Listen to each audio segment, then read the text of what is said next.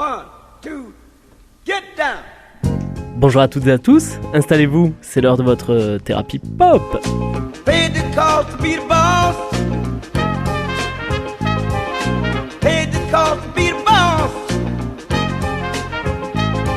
I paid the cost to be the boss. Chers amis, bienvenue à bord pour ce nouvel épisode de Thérapie Pop, l'émission qui décrypte pour vous la musique contemporaine des années 50 à demain.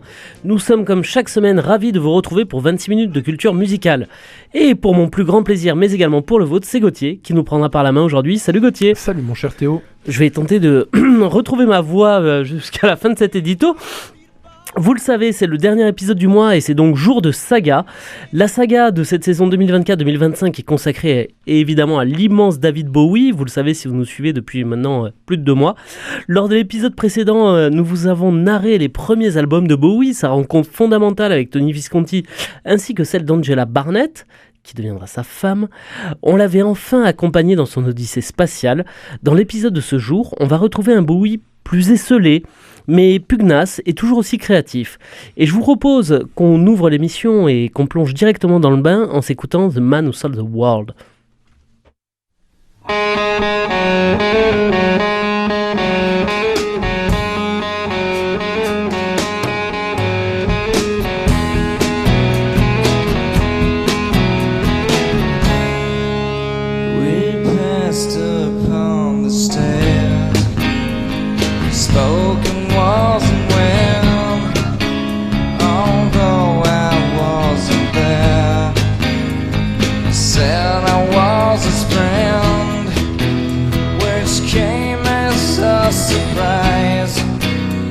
Spoke into his eyes, I thought you died alone a long, long time ago.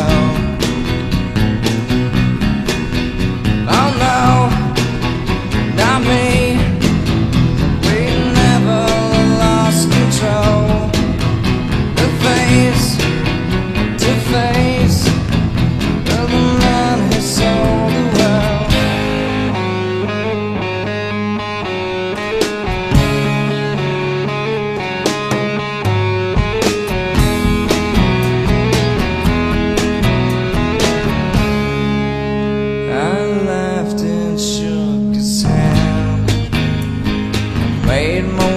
Back home, I searched for foreign land. For years and years I roamed, I gazed and stared. We must have million years, I must have died alone a long, long time ago.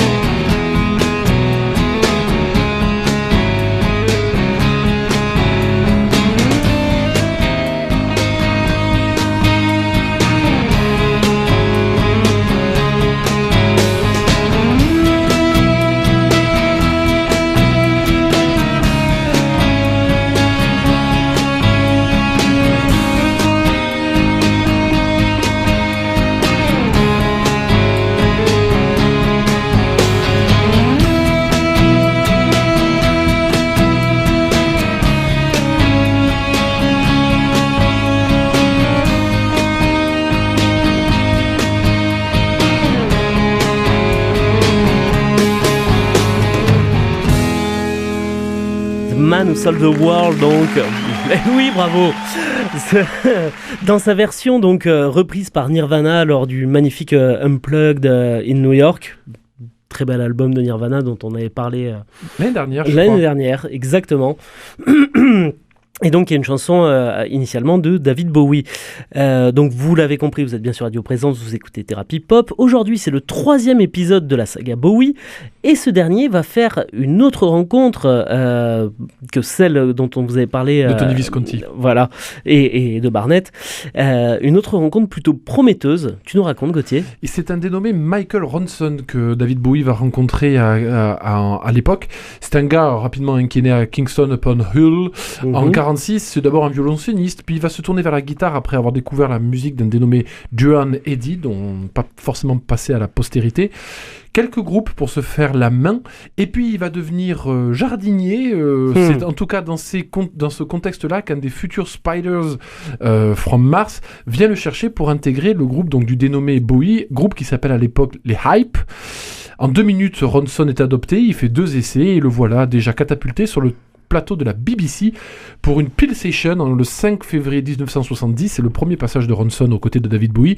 On le précise lui plus que les autres. Pourquoi ? Parce que Ronson aura une influence majeure sur la musique de David Bowie, sur ses solos. On en reparlera quand on parlera de Ziggy Stardust notamment. Juste Gauthier, est-ce que c'est le même Ronson dont on parlait la semaine dernière sur Lou Reed ? C'est le même Ronson, voilà. Mick Ronson, qu'il ne faut pas confondre avec Mark Ronson, le producteur de musique populaire, on va dire actuelle. Donc Michael, surnommé Mick Ronson, ok.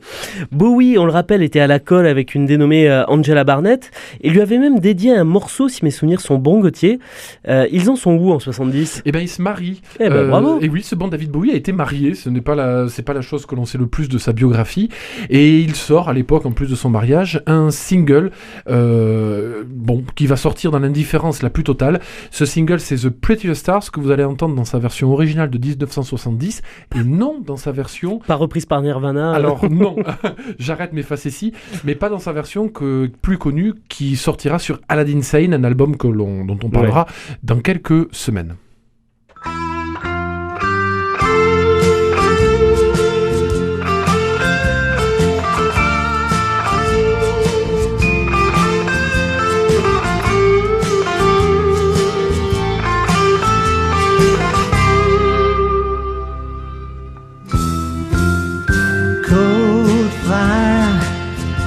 Got everything but cold fire. You will be my resting. La Prettiest Stars est donc bien évidemment la dénommée Angela Barnett, mon cher Théo, a un single qui sortira dans l'indifférence la plus totale, je te disais, puisque les chiffres parleraient de 800 exemplaires vendus, ce qui n'est quand même pas ouf, Théo. c'est pas dingue. C'est pas 800 exemplaires dans le village de David, c'est dans le monde. Et Bowie, donc, s'il se marie civilement avec Angela Barnett, il va hélas divorcer professionnellement. Oui, c'est une période compliquée pour David Bowie. Alors d'abord, Ken Pitt, son manager initial, celui qui l'a lancé dans le grand monde, va être remplacé par un dénommé Tony Dumfries. David Bowie reprochant à Ken Pitt de ne pas avoir fait de lui une grande star. Pas très sympa pour Ken, sachant que les albums de David Bowie à l'époque n'étaient pas forcément extrêmement bons. Mais toutes ces péripéties ne vont pas empêcher David Bowie de continuer sur sa lancée et donc d'entrer en studio pour un 3e album. Comment ça se passe ? Eh ben, c'est le fameux The Man Who Sold the World, dont on entendait la reprise par Nirvana tout à l'heure, en début d'émission. C'est un album qui est inspiré par un rock beaucoup plus lourd que les premiers albums, et notamment la délicieuse Space Oddity, plus gras, parce que oui, David Bowie n'arrive pas à vendre des albums, mais ça l'empêche pas de continuer d'expérimenter des trucs. Le mec est vraiment là pour ça. Tony Visconti, dont on avait parlé lors de la précédente émission, reprochera à David Bowie de ne pas du tout s'investir dans son travail à cette époque-là, au point qu'il annonce carrément à David Bowie, qui se barre déjà, un autre divorce, pour le groupe T-Rex, un choix bien plus prometteur, selon en tout cas Visconti à l'époque. Aïe aïe aïe, voilà qui a dû chagriner ce pauvre Bowie et peut-être même lui ouvrir un petit peu les yeux sur la réalité de la musique professionnelle. Il a fait le bon choix, au fait, Visconti ? Alors Visconti, il a fait un bon choix, au moins au début. En fait, T-Rex, c'était le groupe de Mark Bolan, et à l'époque, de fait, c'était un poulain bien plus intéressant que David Bowie. Et la preuve, la suite donnera raison, au moins, je le disais au début, pour Tony Visconti, parce que, de fait, David Bowie est plus rentré dans l'histoire. Au niveau de la postérité, on connaît plus Bowie que les T-Rex. T-Rex. Oui, mais à l'époque, T-Rex est plus connu que David Bowie. Et entre 70 et 73, T-Rex va placer 10 singles dans le top 5 anglais, un chiffre qui ferait rêver David Bowie à l'époque.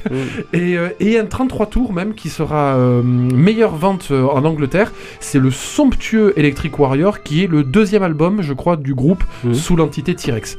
Parce qu'avant de s'appeler T-Rex, ça s'appelait Tyrannosaurus Rex, mais qui est vachement moins bien que T-Rex. Non, c'est plus facile à prononcer. On en avait parlé juste, Théo, très rapidement. T-Rex, on considère que c'est quasiment les inventeurs du glam rock avant David Bowie. Voilà. D'accord. Comme généralement les ennuis volent en escadrille, David Bowie va voir son entourage se réduire comme peau de chagrin, Gauthier. Ouais, alors après Ken Pitt, bon, qu'il a foutu à la porte, donc tant pis pour lui. Tony Visconti qui claque la porte, lui, parce qu'il trouve que David n'en fout pas une rame. Je caricature, bien évidemment, mais c'est pas loin. C'est Mick Ronson qu'on vient de faire rentrer dans notre histoire et qu'on fait déjà ressortir. Et le dénommé Woody Woodmansey, qui était un autre musicien des Hype, pardon, excusez-moi, quitte l'environnement, on va dire, ou l'entourage de David. Pourquoi ? Il trouve que notamment le rythme des concerts est pas très satisfaisant, ou tout du moins que les recettes en billetterie sont pas géniales. Comprenez qu'en fait ils sont fauchés comme les blés et qu'il faut qu'ils arrivent à manger. En gros, l'ambiance à l'époque est pas top. Je sais que tu aurais beaucoup à dire sur cet album, mais tu préfères te focaliser sur l'homme et sur les anecdotes qui c'est permettent... l'objet de la saga, Théo. Et voilà, c'est des anecdotes qui permettent de le définir au mieux. Vas-y, livre-nous quelques anecdotes. Qui est David Bowie à l'époque de The Man Who Sold the World ? C'est un gars qui n'est pas même écouté par son propre label, le label Mercury, qui quittera d'ailleurs au demeurant. À titre indicatif, par exemple, la première idée pour David Bowie, pour cet album de Man Who Sold the World, le titre c'était Metropolist, un hommage notamment au Metropolis de Fritz Lang, je crois, sauf erreur de ma part. Mercury trouve que c'est pas top, donc ils vont enlever le nom et le remplacer par le nom de la chanson qu'ils trouvent le plus bankable sur l'album, la chanson de Man Who Sold the World, bien évidemment. Exit aussi aux États-Unis la pochette que David Bowie avait prévu de mettre. C'est la pochette que tout le monde connaît, c'est David Bowie lascivement allongé en robe sur un divan. Le label le trouve un peu trop ambivalent pour l'époque. Et donc, ça aussi on change. Donc David Bowie, à l'époque, c'était un musicien dont on ne respecte ni le titre des albums, ni les pochettes d'albums. Pas ouf. Non, ça ne donne pas envie de continuer l'aventure. Étant donné le contexte ambiant autour de lui, qu'on dirait vraiment pour le coup frappé par un mauvais sort, ce pauvre Bowie, et j'imagine que l'album est un four. L'album ne va pas très très bien fonctionner. Faut dire que c'est quasiment peut-être le dernier mauvais album du début de David Bowie, quoique certains diront que c'est le premier bon album de David Bowie. Chacun fera son idée. Album de transition, on va dire. Alors. Un album de transition, de toute façon, David Bowie, c'est une transition permanente, donc c'est un peu compliqué à suivre. Et en fait, aucun single ne sortira de cet album. Et la chanson de Man Who Sold the World, que tout le monde connaît maintenant, en fait, a été popularisée par Nirvana. C'est pour ça que je vous ai mis la version de Nirvana, que Nirvana n'a joué d'ailleurs que sur un Unplug, parce qu'elle aurait assez mal figuré sur In Utero, je pense, ou sur Nevermind. Mais voilà, c'est un David Bowie quand même qui commence à se structurer, malgré tout. The Man Who Sold the World, c'est un album qui en demeure quand même intéressant à ce titre-là.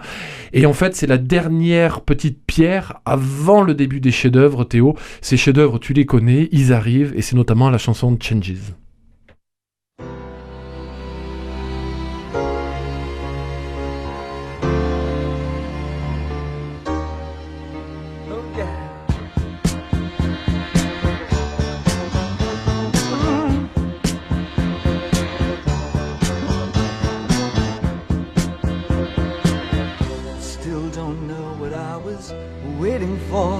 And my time was running wild, a million dead-end streets. And every time I thought I got it made, it seemed the taste was not so sweet.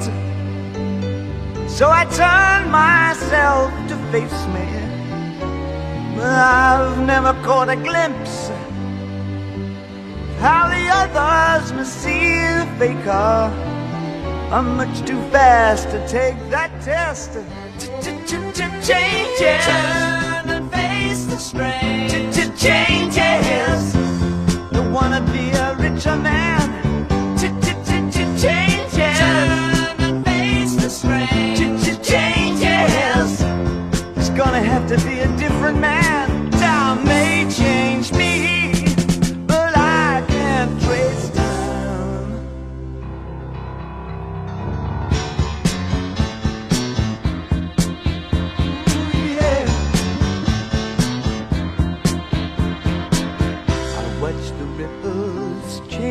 sighs, but never leave the stream of warm and permanent sand.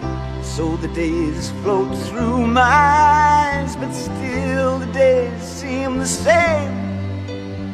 And these children that you spit on as they try to change their worlds are immune to your consultations. They're quite aware of what they're going through. Changes. Turn and face the strange. Changes. Don't tell them to grow up out of it. Changes. Turn and face the strange. Changes. Where's the shame you've left us up to our next event? Time may change me, but you can't twist time. Strange fascination fascinating me. Our changes are taking.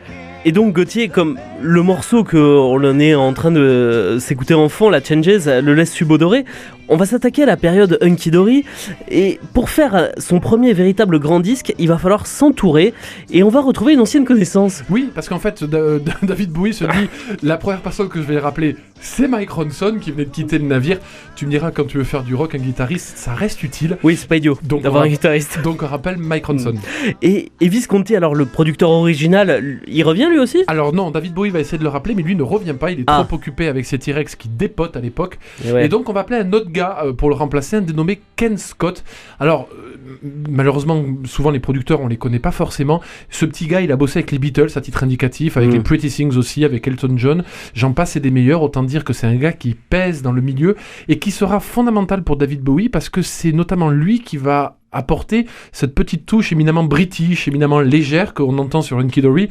Vous aurez constaté que même si la première chanson était jouée par Nirvana, il y a quand même une différence de composition entre le Changes d'Hunky Dory et The Man Who Sold the World.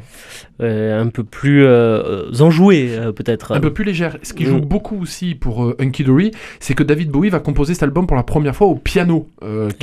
Voilà, et ça virevolte un tout petit peu plus. Et du coup, j'imagine qu'après le four de The Man Who Sold the World, il pouvait que rebondir, ce pauvre Bowie. Écoute, oui, et l'apparition d'Hunky Dory dans les charts, on va dire, va s'accompagner pour lui d'un regain un peu de succès. Il avait connu un peu avec Space Oddity, puisque une chanson qu'il vient d'écrire à l'époque et qu'il a donnée à un chanteur dénommé Peter Noone va lui ouvrir la porte des charts quasiment presque pour la première fois, ou à nouveau après Space Oddity. Cette chanson, elle est connue aussi, elle figurera sur les albums de David Bowie, c'est la chanson Oh You Pretty Things.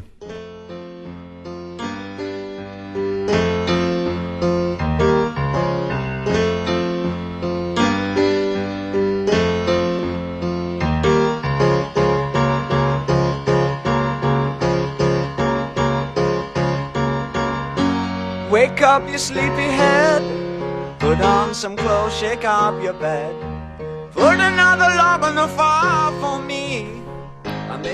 Une chanson, là encore, Théo, composée au piano, tu l'auras noté. Ah oui, je reconnais pas de clarinette, en effet, là.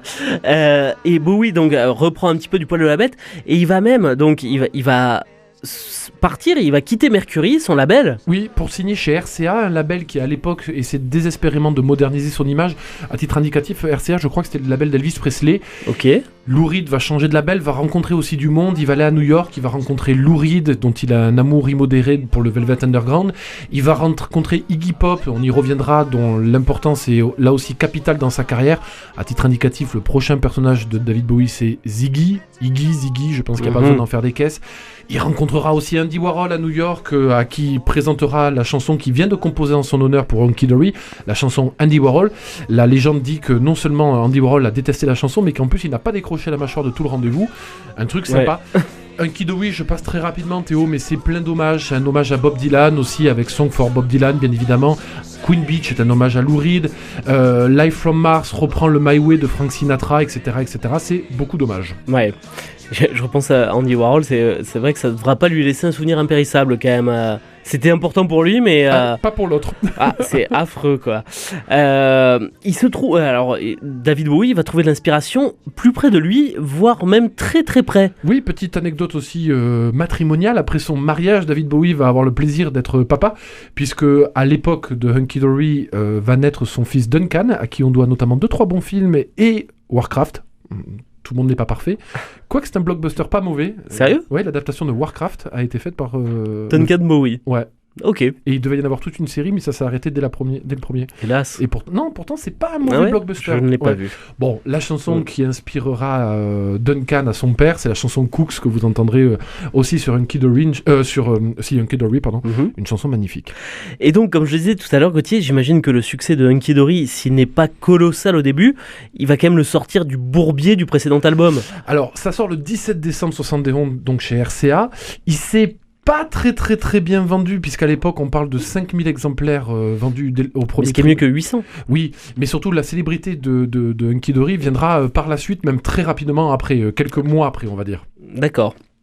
De toute façon, peu importe, la métamorphose de Bowie, tant musicale que physique, se poursuit. Oui, parce que bon, notre cher Trublion ne tient pas en route. Pour ceux qui se disent que ça passe assez vite, qu'on en est déjà au 4e album, oui, il y a un album par an, donc forcément ça dépote. Et oui. À peine David Bowie a fini de composer Hunky Dory, il a déjà en fait, en composant Hunky Dory, toute la production quasiment pour son prochain album, et la métamorphose effectivement se produit. Adieu le look un peu androgyne sur lequel il jouait pour se faire connaître de Man Who Sold the World ou Hunky Dory, dont il y a cette pochette où il pose presque comme un danseur d'opéra aussi un peu androgyne. Lorsqu'on va le revoir arriver juste après la sortie d'Hunky Dory, il a déjà les cheveux qui s'allongent dans la nuque, qui se raccourcissent sur les côtés, qui vont pas tarder à devenir rouges, vifs. David Bowie est en train de mourir pour laisser temporairement la place à un dénommé Ziggy. La prochaine saga, Théo parlera d'un album monumental. Il me tarde. Si tant est que Hunky Dory n'en soit pas déjà un monumental. Ouais. Chers amis, cette émission touche à sa fin. On va se quitter en retournant dans l'espace en compagnie de David Bowie qui s'interroge sur l'existence de la vie martienne. On y restera la prochaine saga sur Mars au demeurant. Ah oui. Mais oui, c'est bien foutu tout ça.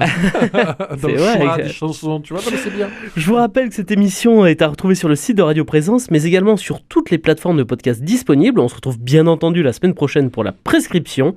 Une très belle semaine à vous, une très belle semaine à toi, Gauthier. Salut Théo. Salut.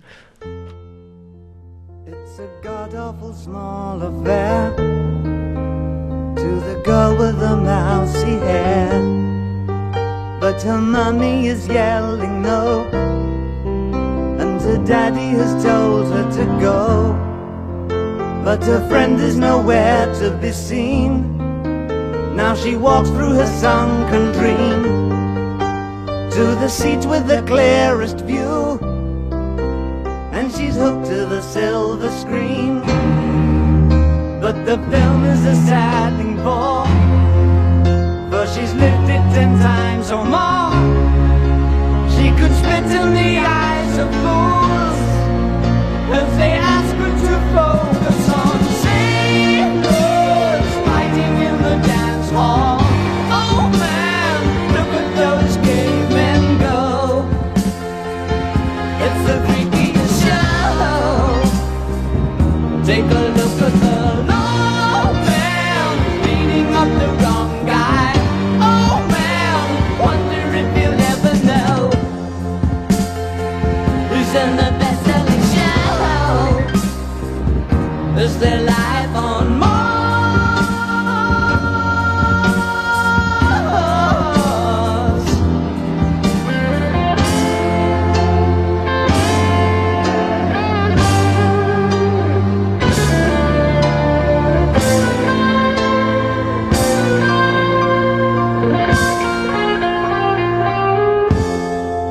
It's on America's tortured brow that Mickey Mouse has grown up a cow.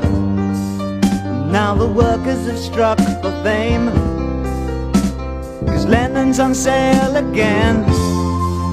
See the mice in their million hordes, from Ibiza to the Norfolk Broads. Rule Britannia is out of bounds, to my mother, my dog and clowns. but the film is a sad thing more, 'cause I wrote it 10 times or more. It's about to be writ again.